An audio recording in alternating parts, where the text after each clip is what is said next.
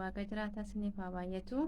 Barattootaa fi hordoftoota miitichaa akkam jirtu nagaa keessanii an nagaa kooti galata waaqayyoo isinis egaa baga nagaa keessan taatanii warreef gara miitichaa dhuftan welkaam noora baga nagaan dhuftanii warri immoo dura turtan baga nagaadhaan turtan isinin jechaati akkasuma egaa miitichaa jaalattanii sabiskiraayib gootanii na hordofaa kan jirtan hundumti keessanii eebbifamaa galatoomaa. yaada sanaaf qooda akkasuma viidiyoon hojjedhu laayik naaf gochaati sheer gochaati kan jirtan hundumti keessan galatooma eebbifamaa isinin jechaati har'a garan qabadhe isiniif dhiyaadhe yaada tokko ture jechuudha innis walaloo tokko turban darbe keessaa mata duree dungoo koo jedhu irratti hojjedheen ture yookiin isiniif dhiyeesseen ture achi keessatti yaada naaf tokko jira mata duree tokko godhadhe tan qabadhe dhufu jechuudha innis immoo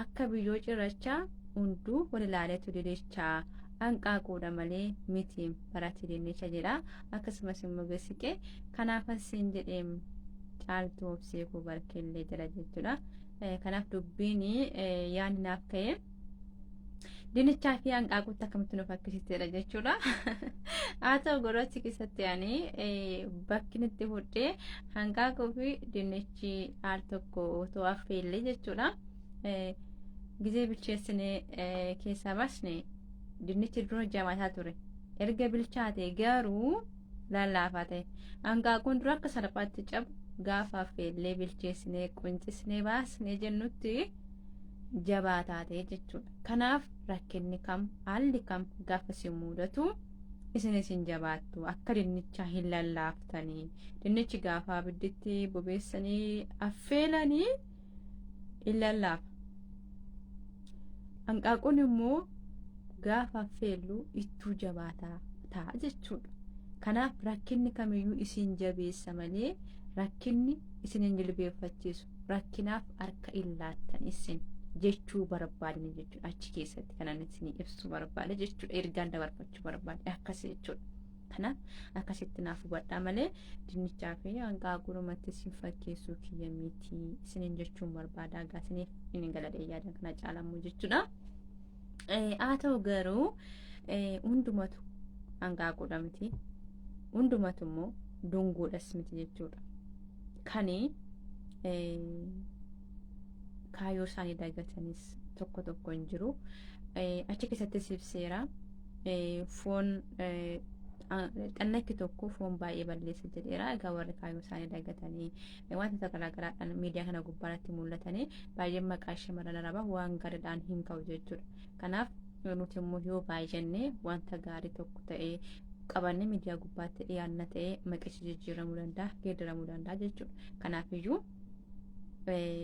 anaaf isiniif warra gola ormaa kana keessa jiru shamarran biyya ormaa jirtan yookiis gola ormaa jirtan ana akka kootti mana miidhaa keessa nama jiruun garaagarummaa qaba jedhee yaadu jiyaan damoonni keenya waan nuuf kennamuu fi bilbila waan harkaa qabnuuf jechuudha silkii waan qabnuuf hiriyoota keenya wajjin maatii keenya wajjin waan wal quunnaafnuuf malee qixxeedhuma mana hidhaate jechuudha kanaaf miidiyaan nuti fayyadamnu fuulli feesbuukii keenya teelegiraamiin tiiktookiin kanneen biroos egaa akka mana keenyaatti nu gargaaru jechuudha manni immoo kutaa qaba bakka teessumaa qaba bakka ciisichaas qaba bakka itti nyaanni bilchaatu hin jira jechuudha kun hunduu kophaa kophaadha kanaaf nuus miidiyaa fayyadamnu hundumtuu mana keenya waan ta'eef wanta qabanneetu bakkeetti baasnuu fi wanta da'uu yookiis immoo bakka mul'ataa hin taane keewwamu jira miti kanaaf waanuma hundumaa qabannee miidiyaa gubbaatti ba'uu hin qabnu yoo akkas ta'e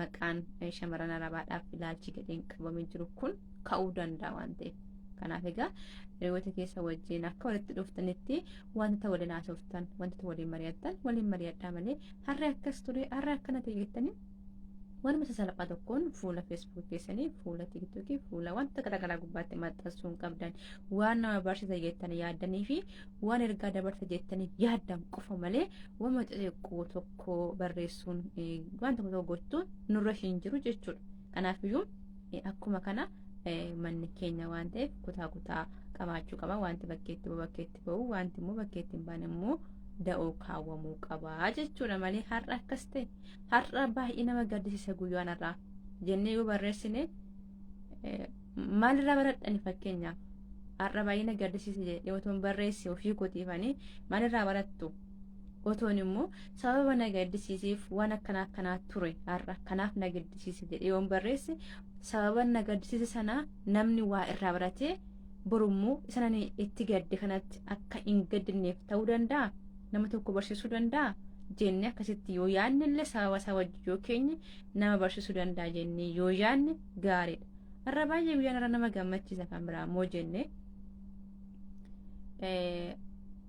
maaliifidha fakkeenyaaf sababni isaa maali sababa kana ture kanaaf baay'een gammade sinis immoo akkas godhaati gammachuu argadha namaaf ergaa yoo dabarsa ta'e malee callisnee uumama xixiqqoo tokko barreessuun gatii hin qabu jechuudha waan nama kan biraa barsiisuu danda'u qofa yoo ta'e jechuudha yookiis nama tokkoof ergaa ta'a jennee yoo yaadne qofadha kan nuti miidiyaa gubbaatti baasuu dandeenyu jechuudha yoo akkas ta'e egaa maqaan keenya kuni jijjiiramuu danda'a kanaaf waan gaarii qofaan argamuu qabnaan jedhasumaan akka gorsaatti akka yaadatte amma naagalee fakkii ilaalcha koo amma ilaalcha koo jechuudha. An biraas immoo jechuudha kan dubbachuu barbaadu walaloo gabaabduu tokko gabaadheen dhufe naatti hin qabamina akka ergaatti inni taate jechuudha. Walitti mee nuuf hin dubbisa akkas jira jechuudha. Qoda bukoon diinqataa bakkeetti hin baasinii hunduu bakkaa fi yeroo qabaa inni raaffatinii humna kee fi bakka kee beekii gatiin kee guddaadha hin dagatinii osoo si waamiin owwaattee bakka hundatti argamtu yookiis hunda keessaa nafni hin ta'inii axxe akka qamalee malee akka jaldeessaa gowwaa hin ta'inii midhaan gosa hundaa keessattis akka aramaa hin biqiliinii axxe akka qamalee ta'e malee akka jaldeessaa hin goyyoominii midhaan gosa hundaa keessattis akka aramaa hin biqiliinii jedha jechuudha. Kanaaf egaa bakka hundattis argamuu qabu. Waan mata salaphoo waan nama kofalchiisu jalatti waan akka jalatti argamuu qabu waan koomantii goonu waan laayikii goonu adda baasnee beekuu qabna jechuudha. Kaayyoon inni guddaanii bakka itti argamuu qabnu irraa afuu dhiisuu bakka immoo itti argamuu hin qabnetti argamuu dhiisudha jechuudha. Kana jechuun egaa bakka hin waamamnetti uwwaachuu dhiisuu bakka waamamnetti immoo uwwaachuu danda'udha.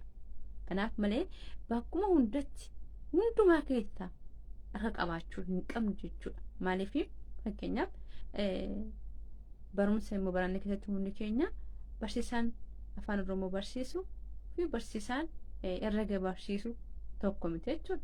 Barsiisaan herrega barsiisu herreguma barsiisa. Barsiisaan afaan Oromoo barsiisu immoo afaan Oromoo barsiisa. Kanuma biratti bahee waan ta'eef jechuudha.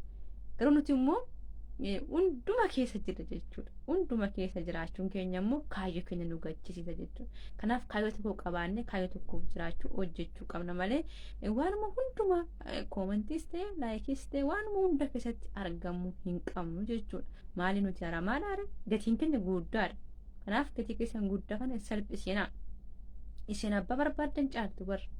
Maaliif wantoota baay'ee baranneera jechuudha. Wantoonni baranne baay'eedha. Yoo bilisummaadhaan akka barbaadannetti jiraachuu dadhabne iyyuu sammuu keenya keessa waan baay'ee jira. Barumsa baay'ee arganneera. Barumsa baay'ee baranneera. Bakka jirru kanatti akka kootti jechuudha. Kanaaf iyyuu nuti immoo gatii keenya salphisuu, gatii keenya xiqqeessuu hin qabnu. Gatiin keenya guddaadha. Gatii keenya guddaa ta'e kana immoo waan gurguddaa hojjechuudhaan, waan jajjabaa hojjechuudhaan bakka jajjabaa qofatti, bakka barumsa nama dabarsan qofatti argamuu qabna malee waanuma kokkolf nama kofalchiisu qofa irratti hundaa'uu qabu jechuudha wajjin keenya. Kanaaf waan cimaa yaaduu qabna, waan cimaa hojjechuu qabna. Kanaaf iyyuu gatiin keessan guddaadha. Akka aramaan bar qamadii keessatti, xaafii keessatti, garbuu keessatti, boqqolloo, bishingaa waan hundumaa keessatti iyyuu hin marga aramaan. Kanaaf nuyis aramaa miti waan ta'eef bakka hundatti biqiluu, bakka hundatti marguu hin qabnu jechuudha. Bakka tokko kaayyoo tokkoof jiraachuu qabna, hojjechuu qabna, wal gorfachuu qabna. Kanaaf dogoggora namni tokko dogoggora immoo qabannee bakka hundatti kaa'achuu otoo hin ta'in waliif dhoksuu, wal gorsuu kanadha jechuudha. Yoo akkas ta'e shamarran biyya Arabaa jedhamne maqaan keenya maqaa gadheen hin ka'u jechuudha.